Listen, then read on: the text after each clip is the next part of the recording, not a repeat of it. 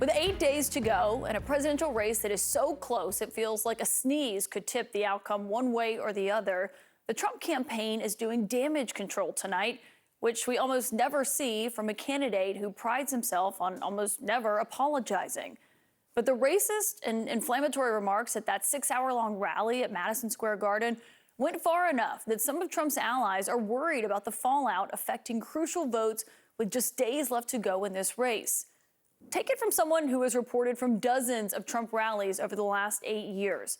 I was there covering Trump's packed event last night, and I'm not sure I've ever witnessed anything like it. I spoke to multiple sources today who agreed with me. A bunch of Trump's staunchest allies are even saying as much publicly, with people like Peter Navarro calling this comment tone deaf, not funny, and stupid. I don't know if you guys know this, but there's literally a floating island of garbage in the middle of the ocean right now. Yeah, I think it's called Puerto Rico. You've probably heard by now that that was apparently supposed to be a joke by a comedian. But upon realizing how damaging that remark could land in places like Pennsylvania, critical to winning back the White House, and which has a Puerto Rican population somewhere around 500,000 people, the Trump campaign put out this 13-word statement last night, saying, quote, "This joke does not reflect the views of President Trump or the campaign." Now, to even get that is saying something. This is coming from a campaign that doesn't distance itself from almost anything, certainly not at one of its own rallies. It says a lot tonight, even if it's saying very little. They were likely trying to hope to ward off headlines like the one that came out in Politico today, Puerto Rico fallout spreading like wildfire in Pennsylvania. But I should note, not everyone inside Trump's campaign seems to be worried about causing damage with persuadable voters. Listen to what Trump's running mate, J.D. Vance, had to say.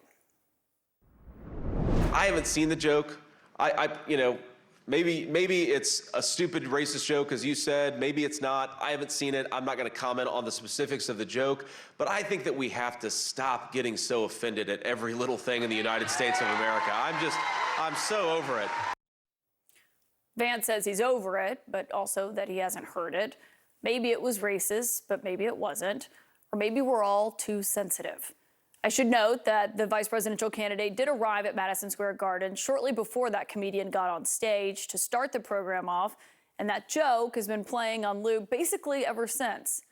But that was far from the only offensive thing the comedian said last night, and there has been no distancing from his other remarks on stage like these. Now, I'm not going to bleep them or summarize them. I want you to be able to listen to what myself and that entire arena heard last night. And these Latinos, they love making babies, too. Just know that. They do. They do. There's no pulling out. They don't do that. They come inside, just like they did to our country. Heck yeah, it's a cool black guy with a thing on his head. What the hell is that, a lampshade? I'm just kidding. That's one of my buddies. He had a Halloween party last night. We had fun. We carved watermelons together. Now, I've heard from people on comments like those, people in Trump's orbit, who said, oh, it was just a comedian. Stop emphasizing one thing that a comedian had to say. Okay, if that's your thought, we'll take that as what it is. But here's what other people who were also given prized speaking slots on that stage had to say last night. She is the devil, whoever screamed that out. She is the Antichrist. Her and her pimp handlers will destroy our country. America is for Americans and Americans only. What a sick son of a bitch. The whole party, a bunch of degenerates, lowlives, Jew haters, and lowlives. Every one of them.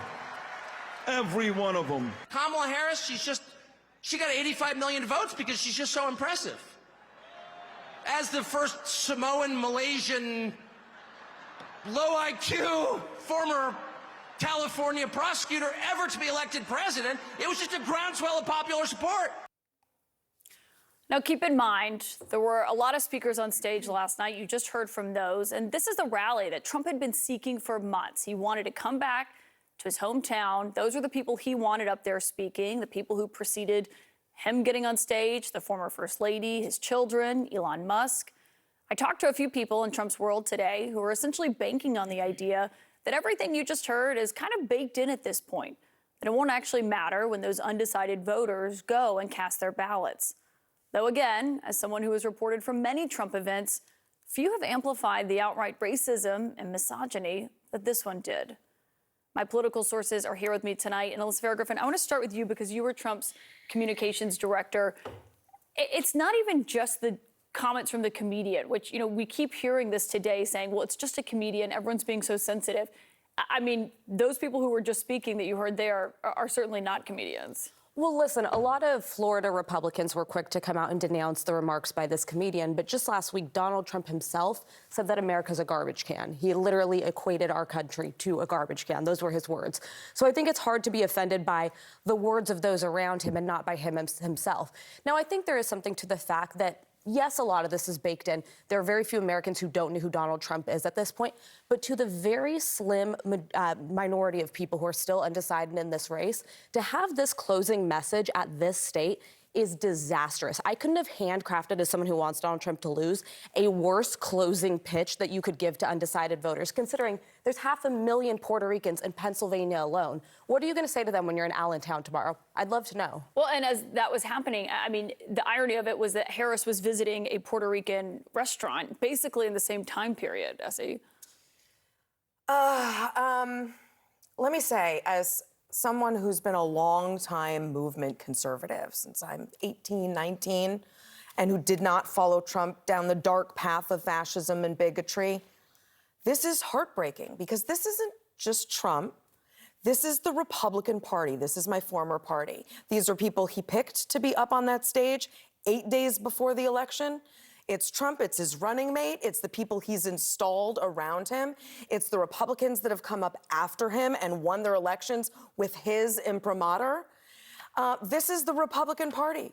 This is so beneath anything we should be doing in our political discourse. And it's not happening on the ground, it's not happening in the basement, it's happening at the presidential level. The guy who is the nominee for the Republican Party has designed this event 8 days before the election because he thinks this is who he is, and this is who our country is. I mean, Lee Zeldin, as a Republican, you were there last night, right? I had reserve duty this weekend. Okay, so you were on reserve duty. You were at the Long Island rally. I was. I mean, the Long Island rally that just happened was not like the rally that you just saw what was happening on stage there. I mean, what do you make of it? I mean, this was a much longer program than what we had in Nassau. There was 25 or so other speakers on top of the people you're playing clips from. And obviously there's plenty of conversation here today on the network of these clips. But just to give you another perspective of what somebody like me is seeing when Kamala Harris and Hillary Clinton are comparing President Trump to Hitler and saying this is a Nazi rally and comparing it to some Nazi rally from the 1930s. And you have an event where you have Holocaust survivors in the arena, you have yarmulkes, people wrapping tefillin, Israeli flags, multiple Jews speaking on stage. There's outrage of people who are on the other side who have a different perspective. And what's really interesting, we see things with our own eyes and ears. There's different echo chambers that are out there. And I'll tell you, the closing message that I see is President Trump talking about Kamala broke it, I'll fix it. And Kamala Harris, as we saw with the CNN town hall last week, the panel before she started was really begging her to talk about the economy and the border. And she was talking about Hitler and January 6th. Now, She didn't talk about Hitler, but can I ask you? At the town hall, she did. Can I put it in an alternative universe? That rally happens yesterday, and it's Kamala Harris's rally, and someone makes jokes like that. Would you be okay with that? Well, I have seen plenty of comedians on the left joke around about killing Donald Trump. Sid Rosenberg's not a comedian. Rudy Giuliani is not a comedian. David Rem is not a comedian. All those other people that we just showed. There's also a distinction here, by the way. Kamala Harris has referred to remarks that reportedly came from John Kelly, a four-star general and Donald Trump's former chief of staff, when he referred to him praising Hitler. J.D. Vance compared Donald Trump to Hitler before he did his 180. Kamala Harris is not calling him Hitler. I think that's a very important respectfully, distinction. I would say that today, for example, when Kamala Harris was answering questions outside of Air Force Two, she was asked a question about the rally. talking about going down this line of Nazi rally, Hitler, He fascism. went after and she Jews, doesn't push back Palestinians, on it at black all. people, She went with it. Latinos. I mean, he targeted every race. But why was is this targeted Kamala last night. Harris's problem? Yes, This is not that's what Kamala I'm Harris's I'm problem. talking about This is the- the Republican Party's problem. But you're not a when good you're- conservatively. I but know not you. when you- Can't you say that that was garbage? Or would you say that that was a Nazi rally? Would you say I that Trump didn't is say that. Hitler? I no, didn't but say you that. wouldn't. You didn't.